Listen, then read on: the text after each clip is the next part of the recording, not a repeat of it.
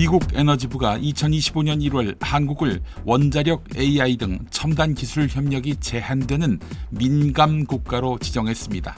이는 윤석열 정부 들어 확산된 자체 핵 개발 논의에 제동을 걸려는 조치로 보입니다.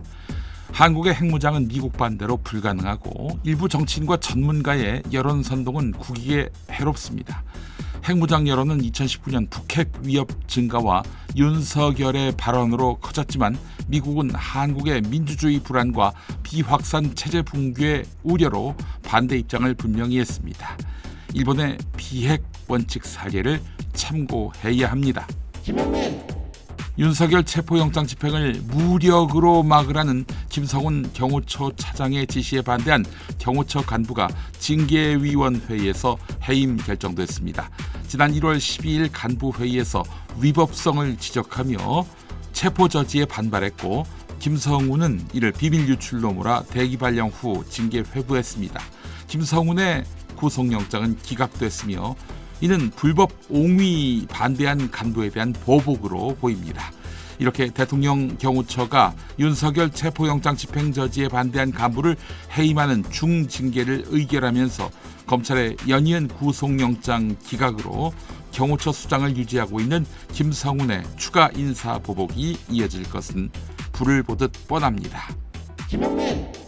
국민의힘은 자유민주주의를 기반으로 한 집권 여당으로 반공, 국가주의와 친대기업 노선을 걸어왔습니다. 그러나 12.3 내란 후 아예 극우 정당으로 변모했다는 비판을 받습니다. 헌정 파괴, 법치 훼손, 배외주의와 소수자 혐오 조장 등 극우 행태가 두드러지고 있는 것입니다. 전문가들은 2017년 문재인 정부 출범 전후 보수 몰락과 극우 개신교 세력 결집이 극우화의 시발점이라고 보고 있습니다. 황교안 체제에서 극우와의 동거가 본격화됐고 2020년 총선 참패 후에도 일시적인 거리두기에 그쳤습니다. 12.3 내란은 극우 주류화를 가속화하면서 이 나라 민주주의의 취약성을 노출하고 있는 것입니다. 헌법재판소가 윤석열 탄핵심판 선고일을 정하지 못해 92일째 고심 중입니다. 노무현 전 대통령 63일, 박근혜 91일, 탄핵보다 더 긴 최장 기록입니다. 지난달 25일 최종 변론 후 매일 평일을 열었지만 선고일은 미정이고 오는 목요일 또는 금요일 가능성이 제기됩니다. 윤석열 측은 절차적 하자를 주장하며 내란죄 제외와 변론 기일 지정 문제를 지적하고 있는데요. 국회는 탄핵 심판이 형사재판이 아님을 강조하며 비상계엄 국헌문란 핵심 사유는 유지했다고 반박했습니다. 이런 가운데 민주당 내부에서 헌법재판소 내부로부터 당이 파악하는 정보가 없다며 비판의 목소리가 나왔다고 합니다. 홈플러스가 기업 회생 절차에 들어가며 경영진과 노조 간 책임 공방이 벌어지고 있습니다.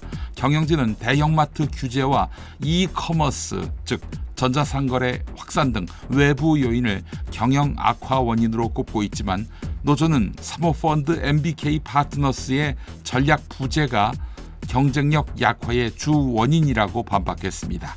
김광일 대표는 오프라인, 온라인 성장세가 좋았고 피해점도 경쟁사보다 적었다며 반론을 폈지만 노조는 2016년 세일앤 리스백으로 임대료 부담이 커졌다고 지적합니다. 한편 김병주 MBK 파트너스 회장은 납품 대금 문제 해결을 위해 사제 출연을 약속했지만 국회 증인 출석은 불참 의사를 밝혔습니다. 서울 종로의 한 아파트에서 국공립 어린이집 설치를 둘러싸고 주민 간 갈등이 폭발했습니다. 지난해 10월 인근 민간 어린이집 폐원 소식에 구청이 단지 내에 이전을 제안했지만 일부 주민이 저소득층 아이들이 온다라며 반대했습니다. 공청회에선 워킹맘 때려치워 등 폭언과 욕설이 쏟아졌고 투표는 무산됐습니다. 반대 측은 재산권 침해를 주장하고 있는데요.